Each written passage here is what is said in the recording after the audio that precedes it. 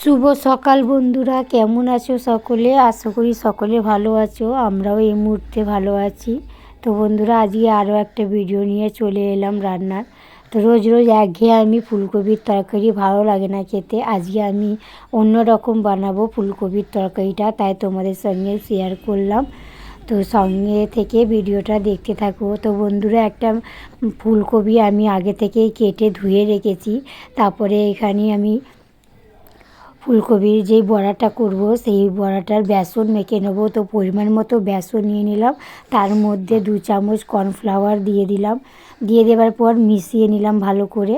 মিশিয়ে তার মধ্যে হলুদ গুঁড়ো, লবণ আর একটা বড় সাইজের কাঁচা লঙ্কা আর একটুকুনি আদা কুচি করে তার মধ্যে দিয়ে দিলাম।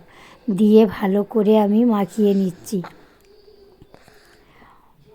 মাখিয়ে নেবার পর এখানে একটা খুব ঘন না খুব পাতলাও না, সেরকম আমি একটা ব্যাটার তৈরি করব। তো এখানে জল দিয়ে দিলাম। জল দিয়ে আমি ব্যাটারটাকে গুলে নেব।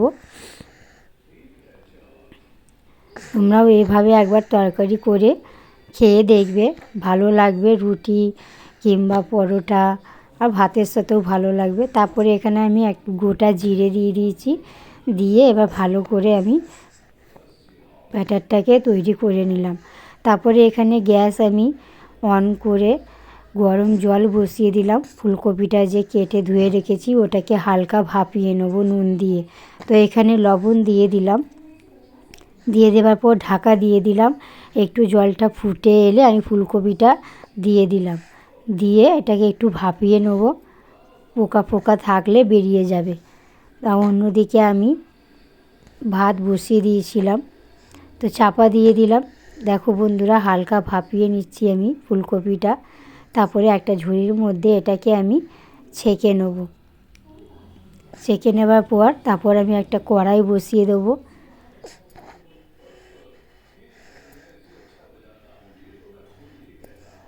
বসিয়ে দিয়ে এবার আমি ফুলকপি বড়াটা আগে ভেজে নেব। তো কড়াই আমার গরম হয়ে গেলে আমি পরিমাণ মতো এখানে সর্ষের তেল দিয়ে দেবো।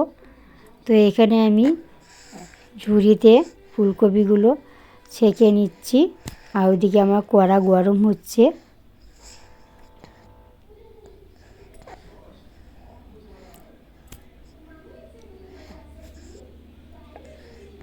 আমি ভাবলাম যে আজকে একটু অন্যরকম তরকারিটা করব, মাথায় আইডিয়া এলো।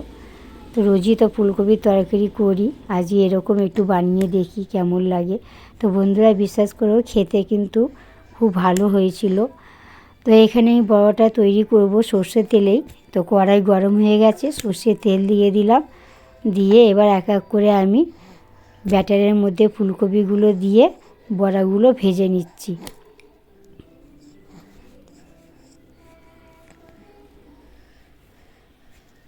তার সঙ্গে আজকে আবার ভাত আর আছে মাছের হালকা ঝোল রেখেছি, সর্ষে বাটা দিয়ে মাছের ঝাল করেছি।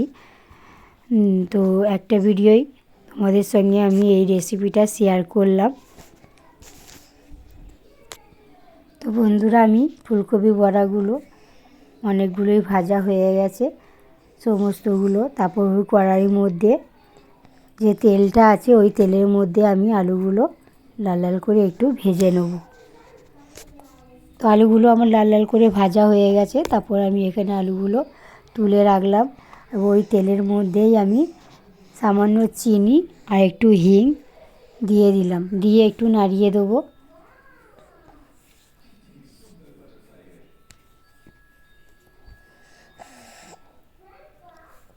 নাড়িয়ে নিয়ে এখানে আমি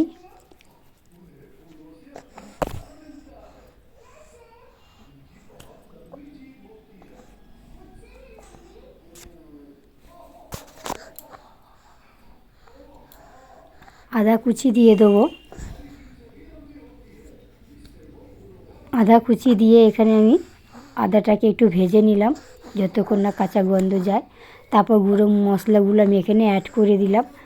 কাশ্মীরি লঙ্কার গুঁড়ো, হলুদ গুঁড়ো, ধনে গুঁড়ো, সামান্য একটু জিরে গুঁড়োও দিয়েছিলাম। তারপরে এখানে আমার গ্যাসের ফ্লেমটা লো আছে, নাহলে মশলাগুলো পুড়ে যাবে। একটা মিডিয়াম সাইজের টমেটো কুচি করে দিয়ে দিলাম, দিয়ে মশলাগুলো হাই ফ্লেমে ভালো করে ভেজে নিলাম টমেটোটা গলে আসা পর্যন্ত। তারপরে এখানে আমি আগে থেকে একটুকুনি 3 চামচের মতো টক দই ফেটিয়ে রেখেছিলাম, তো ওই টক দইটাকে আমি দিয়ে আবারও ভালো করে কষিয়ে নেব। গ্যাসের ফ্লেমটা এখানে আমার লো আছে। কষিয়ে নেবার পর এখানে সামান্য একটু কিশমিশ দিয়ে দেবো। কিশমিশ দিয়ে একটু ভেজে নিলাম, ভেজে এখানে আমি স্বাদ মতো লবণ দিয়ে দিলাম।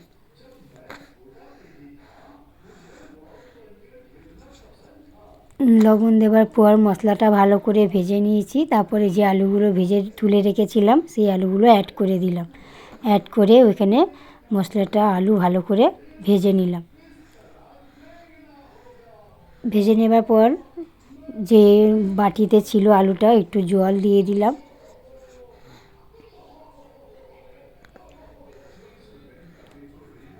দিয়ে এইখানে আমি ফুলকপির বড়াগুলো দিয়ে দিলাম।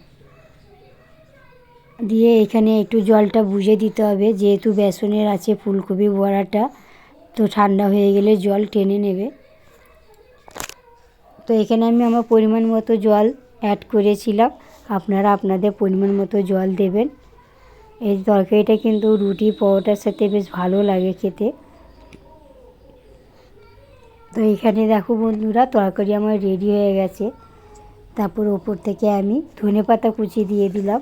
গ্যাসের ফ্লেমটাকে আমি এখনও বন্ধ করিনি, এখানে লোতে আছে। দেখো আলু ভালো করে সেদ্ধ হয়ে গেছে, কালারটাও কি সুন্দর এসছে। ওপর থেকে আমি চেরা কাঁচা লঙ্কা দিয়ে দিলাম, দিয়ে তারপরে সামান্য একটু ঘি দিয়ে দিলাম। ঘি দিয়ে এখানে গ্যাসের ফ্লেমটাকে আমি বন্ধ করে দিলাম। ভিডিওটা ভালো লাগলে অবশ্যই একটা লাইক করে দেবে, আমার চ্যানেলটাকে সাবস্ক্রাইব করে আমার পাশে থাকার অনুরোধ রইল। আর এখানে ভাত আর মাছের ঝোলও রেডি, রান্না আজকের মধ্যে আমার কমপ্লিট। দেখা হচ্ছে অন্য কোনো একটা ভিডিওতে, তাতে করে সবাই ভালো থাকবে, সুস্থ থাকবে। টাটা, শুভ দুপুর সবাইকে।